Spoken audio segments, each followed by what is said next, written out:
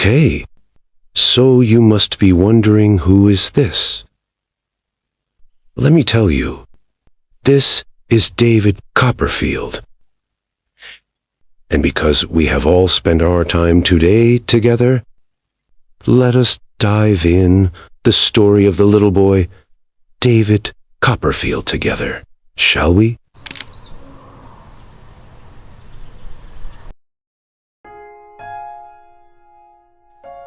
And David's story began in a very small house in Blunderstone, in a very cold and windy night, which seems to signal the ups and downs in his later life.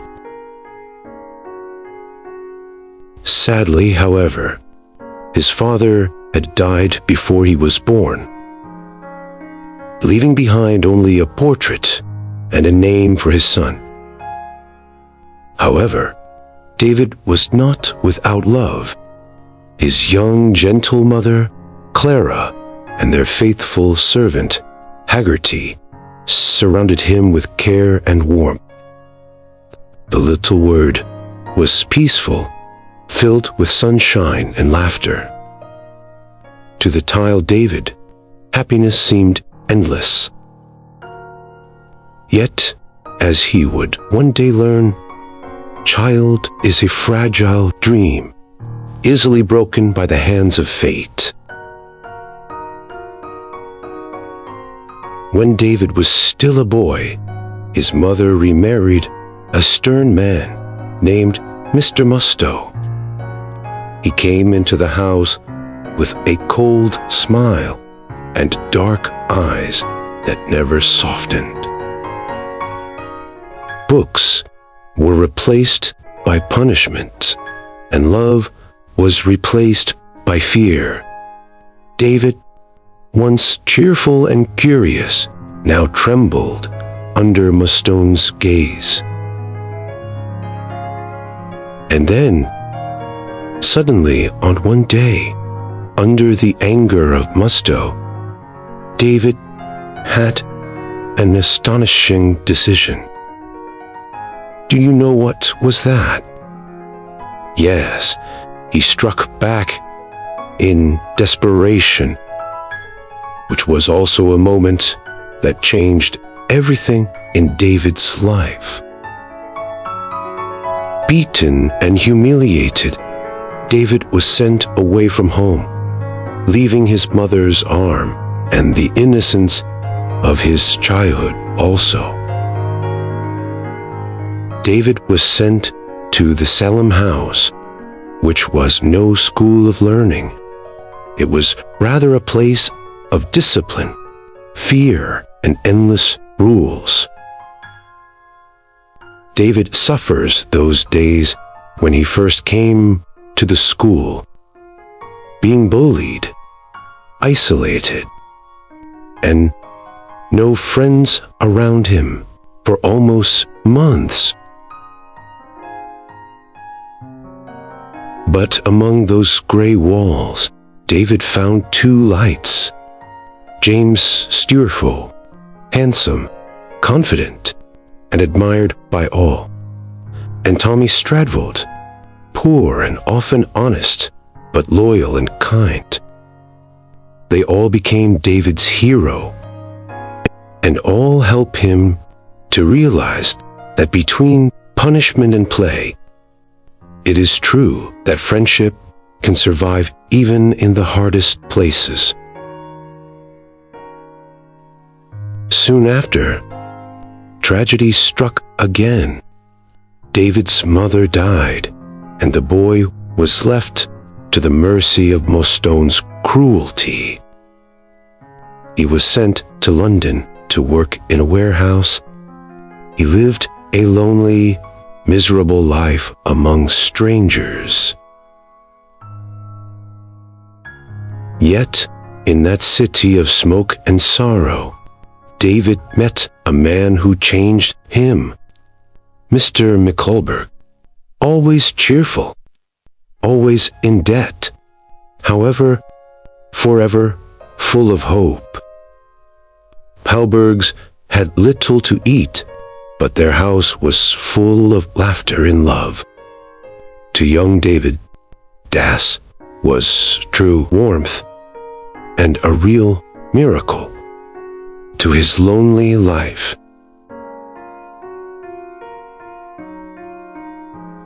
Later on, Micawber finally left London to escape his creditors. David's loneliness finally returned. And so, with nothing but a few coins and his determination, he set out to find a way to the only family he had left, his own Miss Bessie Trout. After days of walking, David finally reached his aunt, hungry, exhausted, and in rags.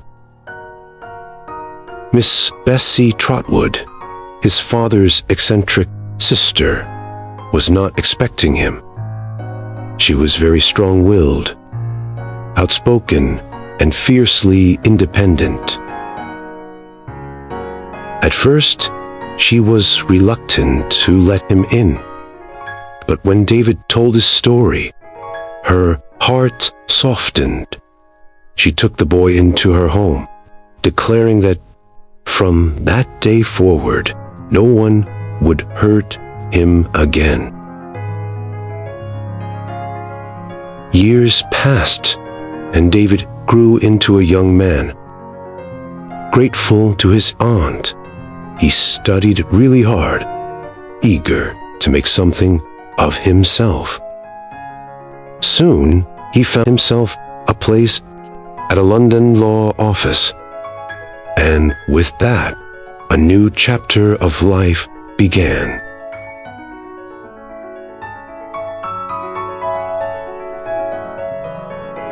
There, he met Dora Spenlow, a beautiful, innocent, and light-hearted woman. Her laughter was like music, and to David, she seemed like the very soul of happiness he has always been looking for. They got married, and for a time, David believed that he had everything he ever wanted. But love cannot keep the world from changing. While David was building his new life, a shadow was spreading elsewhere. Uriel Heep, a young clerk with a crooked smile and a voice full of false humility, worked under Mr. Wickfield. In case you don't know who is Mr. Wickfield, after living with Miss Bessie for a certain time, David decided to continue his study. And of course, he will need a shelter for his upcoming days. Eventually, Mr. Wickfield was the one who accepted him, allowing David to live in his house during his study.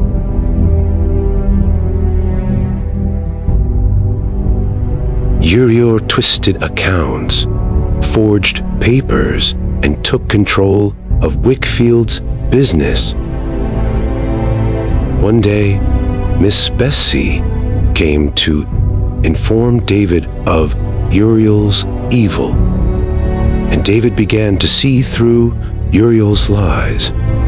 And with each passing day, his anger grew, not just for what Uriel had done, for all the pain he caused to those David loved. And then, the day of reckoning finally came. In the same office that Uriel had corrupted, David, along with Trotto's, the ever-faithful Mr. McCollar, and Agnes, the daughter of Mr. Wickfield, they all confronted Uriel. Maccabi, with trembling hands but a steady voice, read aloud the proof for every forged document, every stolen song. Uriel's face, once full of smug confidence, now turned pale.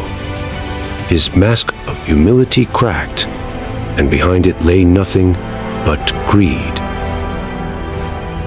Justice, long delayed, had finally come.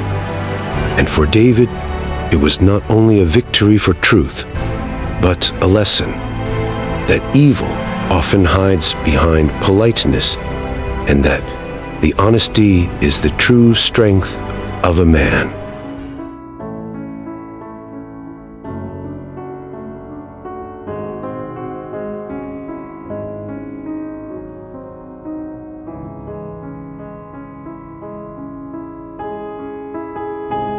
But life does not stop for triumph. Even as justice was done, sorrow found David once more. Dora, his beloved wife, grew ill. Her laughter faded, her hands grew wicked, and soon she was gone. Her death had broken David's heart. For months, David seemed to lose his purpose of life. But then, following the advice of Agnes, David wandered, traveled far and wide, seeking peace in distant places for years. And indeed, time is a patient healer.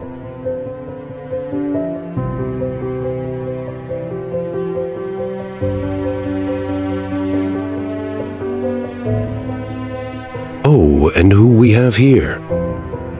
Yes, this is Agnes. Years have passed. Now she seemed to be waiting for something.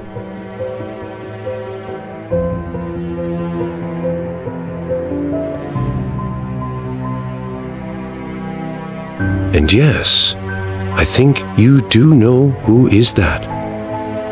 David now finally returned. And Agnes was the same gentle friend who had always stood beside him.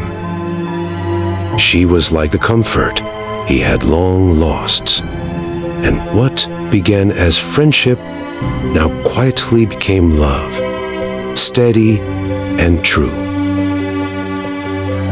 So you must be wondering what happens later on. Well, years passed. David Copperfield became a writer and traveled with his wife. He turned his memories into pages filled with laughter and tears.